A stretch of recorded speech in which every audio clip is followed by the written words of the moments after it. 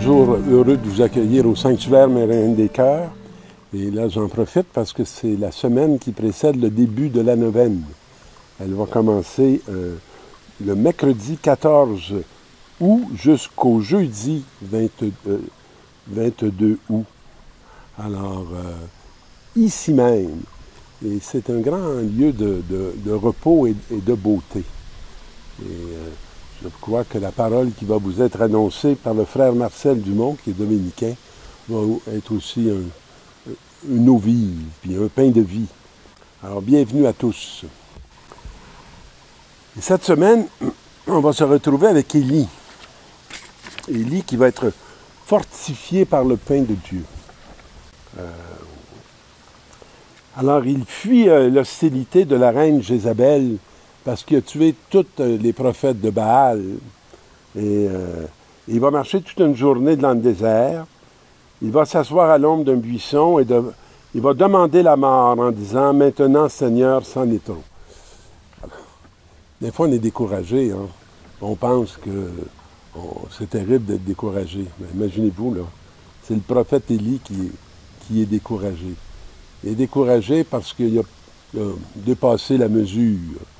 Et là, il fait un retour sur lui, puis il se juge, puis il demande la mort. Alors, reprends ma vie. Je ne vaux pas mieux que mes pères. Moi, il m'arrive de penser à ça moi-même. Là.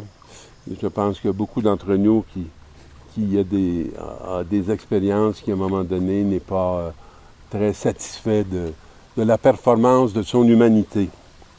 Puis il s'étendit sous le buisson et il s'endormit. D'abord, la présence du buisson, c'est intéressant dans la Bible. Hein? C'est un lieu où Jésus vient souvent faire résonner son appel. Et le sommeil, qui est souvent ce qui nous permet de se déposer dans le repos, nous permet de nous déposer sans qu'on s'en aperçoive dans le repos de Dieu. Dieu est un repos. Et voici qu'un ange le touche et lui dit, « Lève-toi et mange. » Il regarda, il y avait près de sa tête un pain cuit sur la braise et une cruche d'eau. Moi, c'est sûr, chaque fois que je viens au sanctuaire ici, comme ce lieu se situe dans ma vie vraiment à l'origine de ma vocation, on avait fait l'entrée pour le collège dans ce lieu très saint. Et ça fait plus de 50 ans. C'est un lieu où j'ai été nourri. J'ai été nourri au tout début de mon appel, au moment où j'ai consenti à mon appel. Après avoir pris cette direction-là, je n'ai pas beaucoup changé dans ma vie. Et je ne vais pas dire que je suis resté pareil. Je n'ai pas beaucoup changé de direction. J'ai avancé. Alors, lève-toi et mange. Et là, il voit ce pain sur la braise et la cruche d'eau. Il mange, il but et se rendormit. C'est comme s'il a pris des forces pour se reposer à nouveau, ou se déposer. Et une seconde fois, l'ange du Seigneur le toucha et lui dit, « Lève-toi et mange, autrement le chemin serait trop long pour toi. » Alors, c'est tellement le sens d'être baptisé. J'aime le répéter, faire la route. La foi, c'est un chemin. La foi, c'est pas un arrivé.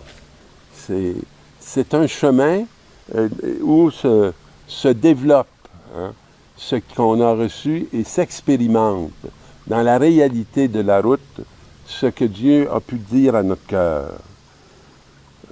Et puis, fortifié par la nourriture qui lui a été donnée, on nous dit, il marcha 40 jours et 40 nuits, jusqu'à l'Horeb, la montagne de Dieu. 40 jours, c'est un temps suffisamment long pour que quelque chose change. Hein, les 40 ans du peuple au désert. Avant qu'on soit transformé, puis qu'on soit transformé par tous les dons que Dieu nous a faits tout au long de notre histoire, ça prend un temps de mûrissement. Et puis ça prend des expériences que je dirais, qui viennent compléter ce que celles qui ont précédé nous ont pas apporté comme lumière. Puis, pour être capable de la faire, la route, et grandir, ben, il faut cette fidélité à Dieu. Ne pas être, prendre toutes les directions, puis de constamment aller chercher ailleurs, mais être capable de s'enraciner dans cette intuition de Dieu qui a été déposée en nous. Et dans la deuxième lecture qui vient de l'Épître aux Éphésiens, en vue du jour de votre délivrance. Bon, il n'est pas arrivé. J'aimerais ça qu'elle soit accomplie. Elle va être accomplie probablement tant qu'on va être mort, fait qu'on peut prendre le temps de l'accomplissement. Vous avez reçu en vous la marque du Saint-Esprit.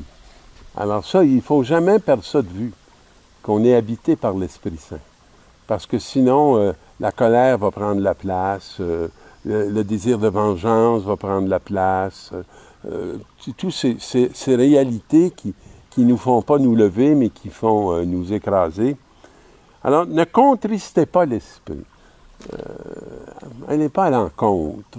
Suivez sa voie. Faites disparaître de votre vie tout ce qui est amertume, emportement, colère, éclat de voix ou insulte, ainsi que toute espèce de méchanceté. Ça ressemble presque à la lettre de Saint Jacques, là, quand il parle à ses frères chrétiens. Soyez entre vous pleins de générosité. On n'est pas toujours plein de générosité. On aimerait un peu qu'on prenne soin de nous plutôt que prendre soin des autres. Et pardonnez-vous les uns aux autres comme Dieu vous a pardonné dans le Christ. Fait qu'on est mieux de partir de la deuxième partie de la phrase, puis bien saisir ce pardon que Dieu nous a donné pour tellement de choses qu'il aurait pu retenir contre nous. Alors, tout ce qu'il n'a pas retenu contre nous, il nous invite à ne pas le retenir contre les autres et à accorder cette miséricorde, ce pardon. Cherchez à imiter Dieu puisque vous êtes ses enfants bien-aimés. Je lui rends grâce de savoir que je suis son enfant puis que je suis son enfant depuis longtemps. Puis quand je vous dis ça, là, je vois une foule de personnes qui m'ont révélé dans ma vie que j'étais enfant de Dieu. Beaucoup de mes enseignants, beaucoup de mes frères et sœurs en paroisse, en communauté, beaucoup de mes paroissiens aujourd'hui aussi qui me le révèlent. Vivez dans l'amour comme le Christ nous a aimés, s'est livré pour nous, en offrant à Dieu le sacrifice qui pouvait lui plaire. Et le sacrifice qui peut lui plaire, c'est qu'on lui offre Jésus-Christ. Hein, qu'on lui offre notre vie à la manière de Jésus-Christ. Et dans l'Évangile, moi je suis le pain vivant qui est descendu du ciel. Alors Jésus dit ça de lui. Puis les Juifs, ils n'accepteront pas ça, là, facilement. Cet homme-là n'est-il pas Jésus, le fils de Joseph? On connaît son histoire, on connaît sa famille. C'est triste d'enfermer les gens dans la portion d'histoire qu'on connaît de lui. Et que de ne pas partir de Dieu pour connaître quelqu'un. Vous savez, quand sur les routes de Montréal et de Laval, on se fait arrêter je ne sais pas combien de fois par des gens qui viennent frapper à notre fenêtre ou qui nous montrent la petite coupe, là, et de les enfermer dans leur histoire. Puis de dire, en itinérant encore. Mais ne ferme pas ta porte à l'étranger. Tu risquerais de la fermer sur l'ange du Seigneur. Sur l'ange du Seigneur qui passe dans ta vie. C'est étonnant si on écoute, si on dit bonjour. Pour moi, l'argent est un peu secondaire. Ce qui n'est pas secondaire, c'est qu'il y a un accueil mutuel, une reconnaissance mutuelle. Et quand c'est possible, c'est bon de le faire. Et ne récriminez pas entre vous. Personne ne peut venir à moi si le Père qui m'a envoyé ne l'attire vers moi. C'est beau, hein? On peut même pas décider de nous-mêmes d'y aller. Il faut que le Père nous attire vers lui. Et moi, je le ressusciterai au dernier jour. Alors, c'est absolument pas pour qu'on se perde. Tant qu'on va à Jésus, c'est pas pour qu'il nous juge. C'est pour qu'il nous sauve. Pour qu'on se trouve. Pour qu'on arrête d'être déperdu. Et qu'on se mette debout. Alors, il est écrit dans les prophètes, ils seront tous instruits par Dieu lui-même. Puis c'est vrai, c'est ce que fait l'Esprit en nous. J'aime l'écouter quand je suis plus capable d'écouter personne, quand je suis même plus capable de m'écouter moi-même, ou quand je sens que je me ferme. J'aime me rappeler que l'Esprit est en moi pour que je m'ouvre. Puis que l'événement qui me ferme, c'est parce que je ne l'ai pas bien regardé, que je ne m'y suis pas ajusté. Hein? Alors, sinon, celui qui vient de Dieu, celui-là seul a vu le Père. Et ça, c'est vraiment Jésus-Christ. Je vous le dis, celui qui croit en moi a la vie éternelle. Moi, je suis le pain de vie. Au désert, vos pères ont mangé de la manne et ils sont morts. Mais ce pain-là qui descend du ciel, celui qui en mange ne mourra pas. C'est comme si on fait route à travers la mort. On fait route à travers la mort à cause de l'Esprit Saint, qui ouvre les impasses, puis qui nous donne de faire une rencontre plutôt que d'expérimenter une destruction. Le pain que je donnerai, c'est ma chair, donnée pour que le monde ait la vie. Alors, la chair du Christ qui a été blessée, qui a été offerte, qui a été sacrifiée, bien, cette chair-là, elle nous est proposée pour qu'on ait la vie, parce qu'elle est devenue une chair glorieuse. Alors, mes amis, que nous ayons cette chance d'avoir à vivre quand dans la chair glorieuse de Jésus-Christ, notre chair aussi entre dans cette glorification.